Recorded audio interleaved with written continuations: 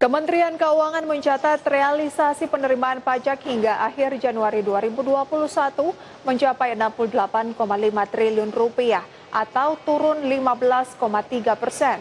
Adapun realisasi pajak tersebut baru 5,6% dari target 2021 sebesar 1.229,6 triliun rupiah.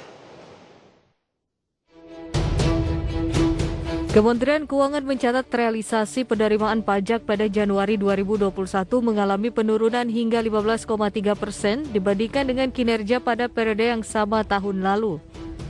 Kementerian Keuangan menyebut realisasi penerimaan pajak hingga akhir Januari 2021 tercatat senilai 68,5 triliun rupiah atau 5,6% terhadap target 1.229,6 triliun rupiah. Menteri Keuangan Sri Mulyani menyatakan merosotnya penerimaan pajak salah satunya didorong oleh penerimaan pajak penghasilan pasal 21 yang menjadi basis pajak karyawan terkontraksi lantaran semakin banyak pengangguran. Laporan APBN 2021 mencatat realisasi penerimaan PPh pasal 21 sepanjang Januari lalu minus 6,05%, lebih rendah dibandingkan pencapaian pada periode yang sama tahun lalu yang tumbuh 0,93% secara tahunan. 6,1%. Terutama kalau kita lihat di sini adalah penerimaan migas yang 2,3 triliun itu mengalami kontraksi 19,8 karena nanti akan kelihatan juga di dalam PNBP kita.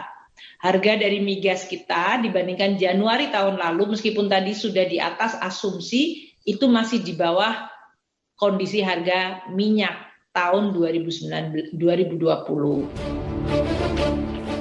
Sri Mulyani menyebut kontraksi penerimaan tersebut sebagai dampak berlanjutnya perlemahan ekonomi akibat pandemi COVID-19.